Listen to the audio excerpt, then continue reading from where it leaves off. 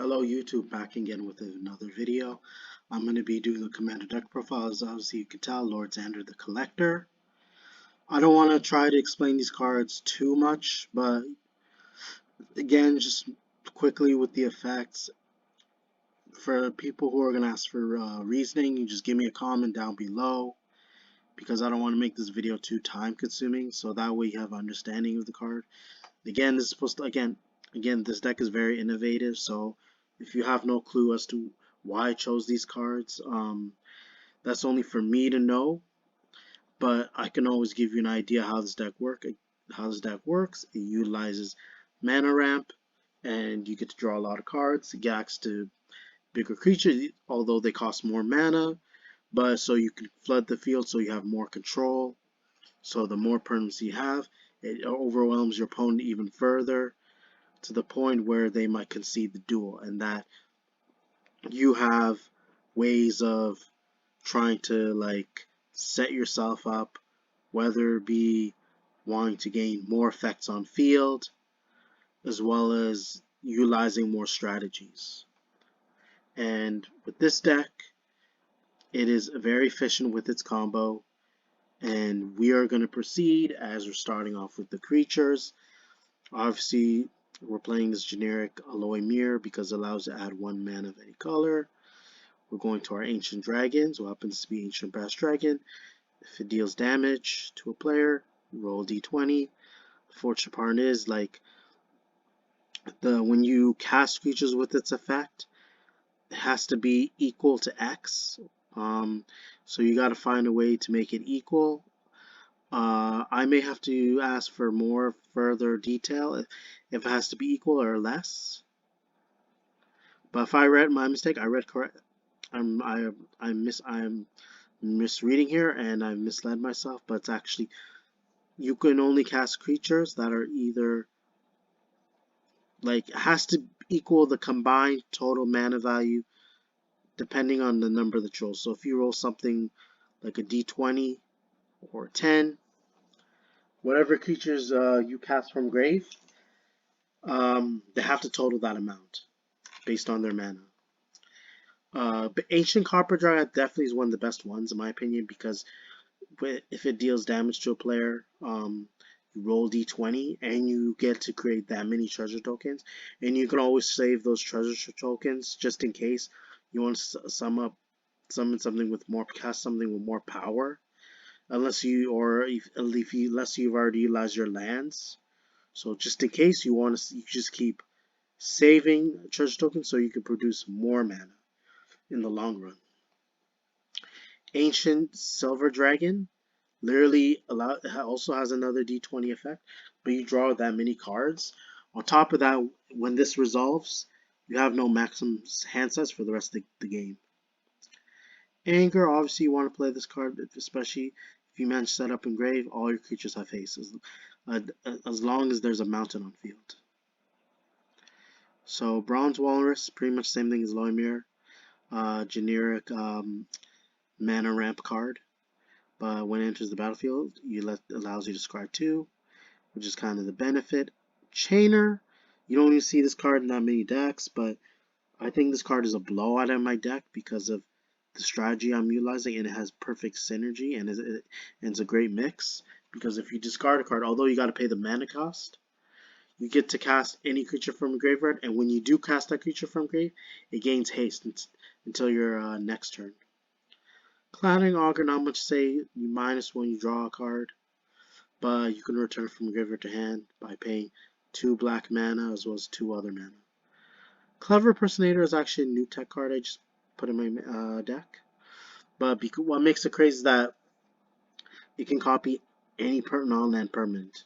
The unfortunate part is if you were to copy this card with the Planeswalker, you definitely don't, because if basically Planeswalkers with no loyalty counters, they immediately die. So, but whether it may be a creature that costs a lot, whether it may be on your side or your opponent's field, you get to benefit you could take advantage of the fact, whether it's to help you or to take advantage of your opponent and put them at a situation where they're forced to get rid of this card, and then so that this card becomes a decoy, so that you can focus on having to use other cards to enable your strategy even more, or that you won't have to succumb and to be overwhelmed by your opponent's card because you want to keep your opponent's mind on this card. Depending how you use it though. But it makes it so that you could pay that much mana, you can use this much mana for a card that's already on field that costs a lot of mana, so that you can benefit and that you can save other mana to go into something even more powerful after. Or something that will be useful that can like put the pressure on your opponent. Dakra Mystic, again, it's a draw card. You pay 1 blue to cast this card. You pay 1 blue, you tap this card. Each opponent player reveals the top card of her library. And you have that choice whether you want to put the top card into the graveyard or make each player draw 1 card. Dimir Guildmage, because not only because the card's a Dimir card, but it gives you 2 options, because if you use blue mana, it allows you to draw a card, and you have to tap this card, as well as if you use a black mana, you can discard a card from your opponent. You target the player, discard a card, but the effect can only be utilized as a sorcery. Dragon Master, since we're playing a lot of lands, essentially allowing you to cast even more tokens. So if you control at least 6 or more lands, you get to cast a 5/5 red dragon creature token flying. Dusk Legion Zealot, not too much say, you -1 life to draw a card.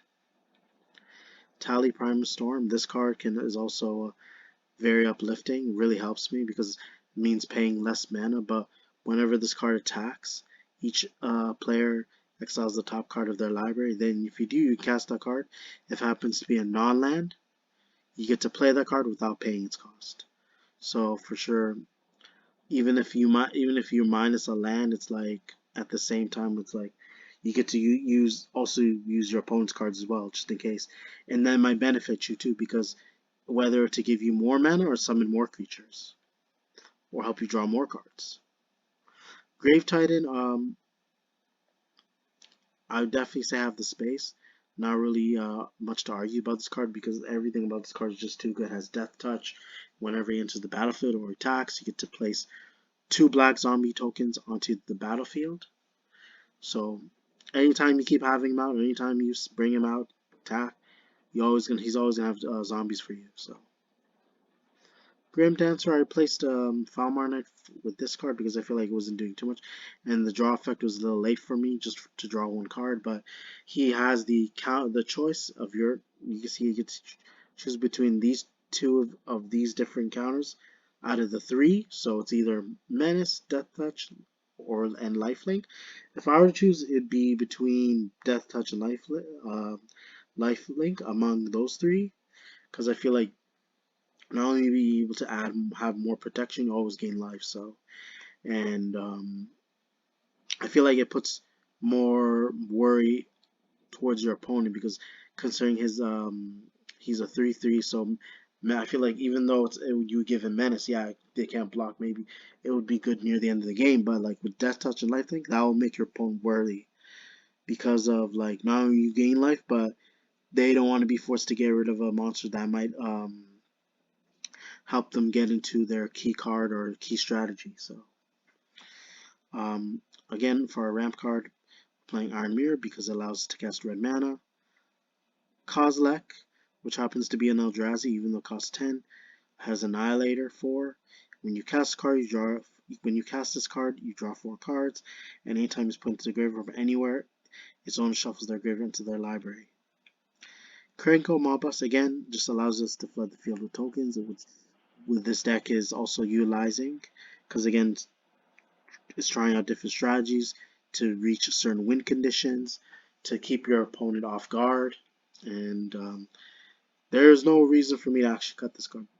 Just being able to summon that many Goblin tokens for me is a win. So Lead Mirror, allowing us to cast black mana. Magus of the Wheel. This is a card that actually that a lot of my opponents fear. Even though they get to draw cards, they also get to draw 7 cards. But a lot of times, because of our commander, it helps them. It makes them mill faster. So because if they draw out their deck and they don't have enough cards, they're forced to lose the duel. But a lot of times I use this card in case I don't like my hand or if I don't have enough lands. But there's cards I can't use, so I'm gonna use Max the Wheel just in case. I score whatever remaining cards I have in hand, or if I have no cards, draw 7, and that ensures that I can actually play into through my strategy even sooner and have more cards. And even though your opponent benefits from this effect, just realize that like this deck, you're forcing your opponent to mill. So, and because of what your commander is capable of, you wouldn't worry too much because it ensures that they don't see that many of their cards. So like if you get rid of most of their best cards with your commander, it's like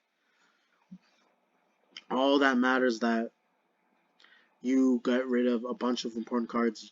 You make them like unsure of themselves. You make them struggle. You put a lot of pressure on them. And as long as they have access to too many cards, then you're definitely in the clear. And then you still have the hand that you managed to revitalize, and that you don't have to worry too much. And then the pressure isn't really hard. Isn't really there isn't really that much pressure against you, and you can figure what else you can do to set up your board, and then just allow yourself to like put the brakes on your opponent. And for our legendary creature, we go into Nicobolus the Ravager. Whenever it enters the battlefield, each opponent discards a card. You can exile Nicobolus the Ravager, then return to the battlefield, transformed into a Planeswalker. Nighthawk Scavenger has flying, death touch, and lifelink, and he gains power equal plus up to the number of card types among cards in your opponent's graveyard. Rekindling Phoenix, whenever it dies, you get to create a 0/1 red elemental creature token without the beginning. If your upkeep, sacrifice this creature and return target card named Rekindling Phoenix from your graveyard to the battlefield. This card gains haste. Another random mana ramp card, Silvermere, which allows us to basically tap this card to add 1 blue mana. Spawning Cracking, again, to get us more tokens. As you can see, if it deals damage to a player, you create a 9/9 Kraken token creature. Spectral Sailor has flash, flying, tap 1 blue as well as 3 other mana, you draw a card. Scarab God, some people would question me as to why, since you're not playing that many zombies. But again, it's to get rid of like problematic creatures in grave, and it becomes a copy of that card. And we're also utilizing more zombies thanks to Grave Time as well, so that's a really good mix as well. But at the beginning of your upkeep, each opponent loses X life, and you score X, where X is the number of zombies you control. Witch King, I feel like which is also a really important factor now, which is a card that I happen to pull, which really helps. Happens to get rid of cards like Proliferator, sorry if I'm pronouncing that wrong. But it's so that you don't have to really deal combat damage, but it helps get rid of the card. So, especially if they have Proliferator out, Proliferator on the field, if they attack with this and they go in directly, this ensures that like you have some way of getting rid of something that could be a problem for you. Even you gotta sacrifice some life to do it. So something like Proliferator, but you can discard a card. This card becomes destructible until the end of the turn, but you gotta tap this card. And we're gonna go into our artifact, which are the cards that help us ramp. Chromatic Lantern, crazy good card because now our lands can add 1 mana of any color, including this card. Decandler and of Endless Water, so that we have no max mana size, and we can add 1 mana of any color. Dimir Signet, you tap 1 other mana, as well as this card, you add a blue and black. Guild Lotus, you get to add 3 mana of any 1 color, unfortunately, but this is to go into use even more mana, so this, again, for more setup. This is Signet, same thing like Dimir. You tap 1, as well as 1 other mana. Like, you tap 1 other mana, as well as this card, you add a blue and red. Patriarch Seal, in case we want to untap our legendary creatures, which tends to be a lot of times our commander. Add 1 mana of any color. Fractal Cygnus, same thing as Izzet and Dimir. Tap 1 other mana, as well as this card. Add 1 black and red. Soul Ring, always key card. It's a must-have. Tap this card to add 2 colors mana. Thought Vessel, again, to ensure you have no maximum hand size. Add 1 colorless as well. Enchantments, Animate Dead to revive 1 of our creatures from grave, as you can read. Improbable Alliance, in case you want to have more tokens, in which we managed to have a lot of draw power in our deck. Necromancy, same thing, but it's an enchantment, and you can also cast this card. Let me read. But yeah, at the same time, you can also play this card as a. I'm just reading this card carefully. But yeah, you can play, just to read this card carefully, guys, you can play this as an instant. But unfortunately, if you do, you got it buried at the end of the turn. So unless that creature happens to have haste, then maybe it'd be a good idea. But a lot of times you're not going to really use that effect. So reconnaissance mission. Whenever a creature you control deals combat damage to a player, you may draw that many cards up to the number of creatures that deal damage. Rising of the Day, pretty much another hanger, but it's an enchantment, which unless you control a legendary creature, they gain 1 power. Theory of Horrors for more consistency, so allowing us to exile from the top card, which allows us to utilize that card that's been exiled by Theory of Horrors. Commit and Memory, which is a split card. Put target spell or non-land permanent into its owner's library, second from the top. And when it's engraved, you can activate its Aftermath ability.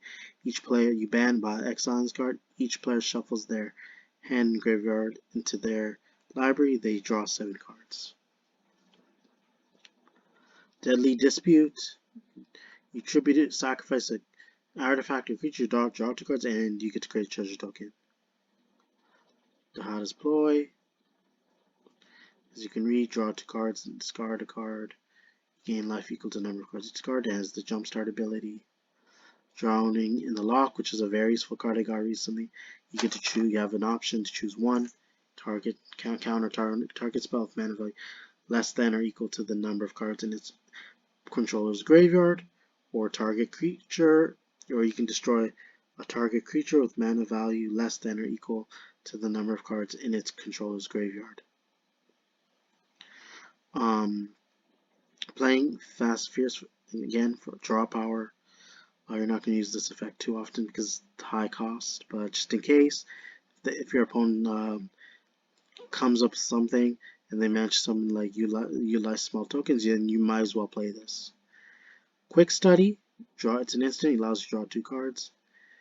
Tainted Indulgence, you draw 2 cards, but then you have to discard a card unless there are 5 or more mana value among cards in your graveyard. Thrill of Possibility, again, an instant that allows you to draw 2 cards. Village Rites, in order to cast a card, you play 1 mana. You sacrifice a creature, you draw 2 cards. And we're going to our lands. I'm not going to really explain it. Ark of Araska, Blood Crypt, our fetch land, Bloodstained Mire, Bajuka Bog to exile your opponent target player's graveyard. Castle Embereth, Command Tower, it's a must-have. You always have to use this card, no exception. Dragon Skull Summit, Drowned Catacomb, 5 Islands, 1 Labyrinth of Skophos, Mikokoros, Center of the Sea, Mirren the Moaning Well, 7 Mountains, 1 Polluted Delta, 1 Rogue's Passage, 1 Scalding Tarn, Steam Vents, Sulphur Vaults, 7 Swamp. I'm actually going to explain War Room, even though my commander is 3 colors. The reason why I'm playing this card because I feel the draw is very important in this deck, and not only even though you got to pay 3 mana, The important part is that you get not only do you get to draw, you get to keep this card as well, and that's why I'm playing it, because I want to have that option. Because even if you're using now, you're actually losing life with this deck, and you got to pay 3 mana now as well as 3 life. But essentially, it just helps you get to the card, to get to the deck's like win condition. Helps you set up properly, and it ensures that you have a land that you can use, whether you want to get more mana and having more draw power. And then you have ways of regaining that life. So I'm not really too worried about it. Like if people are scared to lose 3 life, but at the end of the day, it's like you have that option to, if you want to tap this card and take the hit as well as get draw 1 card. But I'm willing to do that because this deck heavily needs those cards, so you can reach your win condition and get the setup that you're looking for, and in order to properly trying to like be able to catch up with your opponent, so that like you don't struggle throughout the whole duel and not having cards that you can play. You need to have cards that you can play. So because if you're not using this card, then let's say you have nothing and you need to draw something quick, and drawing to that card can help you fetch the cards you need so that you can be able to play the deck the way it should in order for it to function. And again, the last card, just 1 Watery Grave. Now I'll be able to explain these other cards. Since not really too, since already past the lands, because I feel like lands, there really isn't really much to say about lands, because it's all about personal preference. It's your choice and why you like strategy, and it's all depending on the matchup. So 1 Chandra, Torch of Defiance. It's a again red planeswalker. You +1 for its loyalty counter, you exile top card of your library. You may cast that card, whether it may be a land, as long as you didn't play one. But if you don't, you deal 2 damage to your opponent, but you can +1 loyalty to add 2 red mana. You can -3 loyalty so that she can deal 4 damage to target creature, but you can -7. You get an emblem with whenever you cast a spell. This emblem deals 5 to any target. Which is crazy good if you think about it, like so. But I'm not sure whether if you're gonna really resolve this, because more often now you want to use these 3. Because how often is this gonna really resolve? Like that, because I feel like it's gonna take too long, and your opponent has ways they're just gonna really just attack into it before you get to use this. So, and then for our other final planeswalkers, Nicobol's Dragon God has all, which is crazy, has all loyalty abilities of all of the planeswalkers on the field, so you get to use their effects too by plussing, whether you or as well as minusing. But you can +1 to draw a card. Each opponent exiles a card from the hand or a permanent they control, their choice. Or you can -3 to destroy target creature or planeswalker on the field. And if each opponent who doesn't control a legendary creature or planeswalker loses the game, and you can -8 if neither player, or no, I mean, if neither opponent controls a legendary creature or planeswalker, they lose the game automatically. Essentially, Exodia, though, you guys. And why we're even playing. And you by looking at all these effects and the colors that you have, yeah, he's worth playing, honestly. And I would not cut him personally. And just having, I feel like he gives you a cheat. He gives you a cheat win. So making sure that like as long as you have the right colors, you have the right setup. This card you want to definitely get into. So. But finally, we're going to our sorceries, which happens to be the last category. Blasphemous Act. And I know I'm aware my opponent's going to have a lot of creatures out there as well as me. But just in case, this is the last thing I'm going to activate near the end. It will cast 1 for each creature on the battlefield, and it deals 13 to each creature. Chain reaction similar to Blasphemous Act, but it deals X damage to each creature, where X is the number of creatures on the battlefield. Crux of Fate, which happens to be a weaker version of Damnation, but because in case we have dragons, we can survive that, but it destroys all non-dragon creatures on the field. Because not too many, the majority decks I can assure you are not really relying on dragon creatures, so it makes the card that more useful and more generic and simple as that, just more powerful in order for you to just barely obliterate more boards, so that it puts your opponent in shock and that you don't have to worry about having to lose or having to succumb their like pack of monsters. And obviously the same thing, not really much to explain. Damnation, just better version of Crux of Fate, destroys all creatures that can't be regenerated. Faithless Looting, just a very good going head card. It's a really good going first card at the start of the duel. Just pay 1 red, you draw 2 cards, then discard 2 cards from hand, and you can use its flashback by paying 1 red as well as 2 under the mana. Cast it from your grave to do the same thing again. So just in case, in case you don't like your hand, you don't have enough lands, you have too many brick your creatures that are making you brick your hand, you dispose of those cards, obviously. But before you do, draw 2 cards, then you discard them.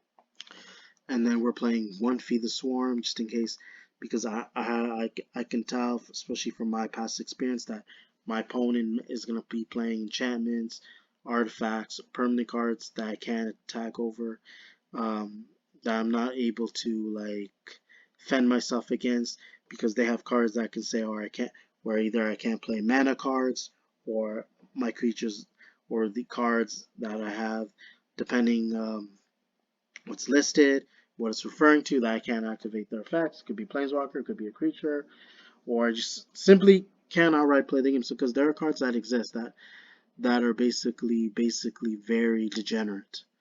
So it's there for those degenerate cards that I don't have any ways of like trying to dispose of. And this card, and I have a few that is capable of doing that. So it's just in case for those situations, but you want to keep your head up.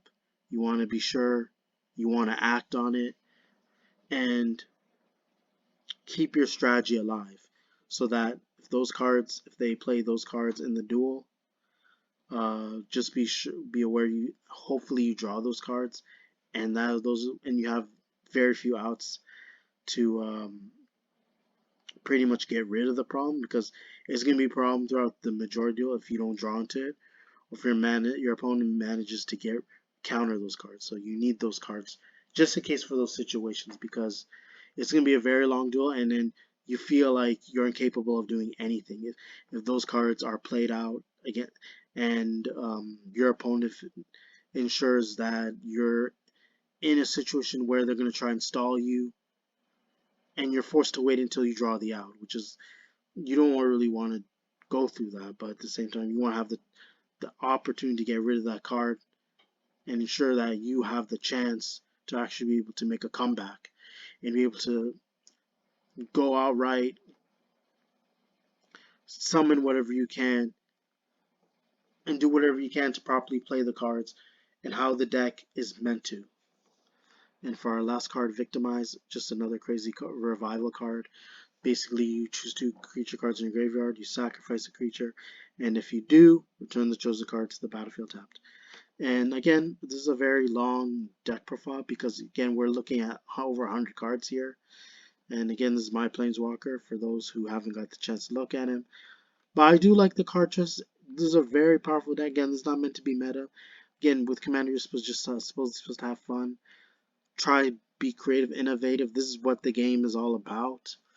You want to be able to try to face against different opponents that are utilizing different strategies that can actually be able to craft a deck that is mind-blowing as well as interesting, and then where you can't keep your eyes off. I can't really keep my eyes off my deck, because not only am I doing the profile, but I really love playing this deck, and from my past experience, like, it's something that I'm fond of. Like, I can't really let go of. So, but Commanders 1 is definitely one of those formats where you can actually enjoy the game and have fun and pretty much put your mind into it and like be an artist, if you know what I mean. And it has a lot to go for. There's a lot to show for it, like how newcomers coming and trying different strategies and having to adapt to the game and being able to build something that's isn't eye wrenching. That's just very Again, very interesting, very worth seeing, and a game where you're supposed to have this inkling of catching your opponent by surprise and not knowing what type of game that you're planning ahead, so that your victory can be heart-filling as well as exciting and tremendous as to how you feel, to how you've earned your victory, and what the lengths you had to go through to try something different, and nothing wrong with doing that. And being successful at what you accomplished that no one is capable of, and what you managed to figure out on your own. And I feel like I said enough for you guys. Again, this is the side architect. If you decide you want to figure out how you want to save your deck and then have something to remember in the future, and this will help me remember my deck from now on, and that this will never be forgotten. This is something that I will cherish for the rest of my life too. But I feel like I showed enough to you guys. But I hope you like this deck profile. And again, expect for more upcoming content later in the future. Be sure to check your notifications, comment, like, subscribe. Thank you.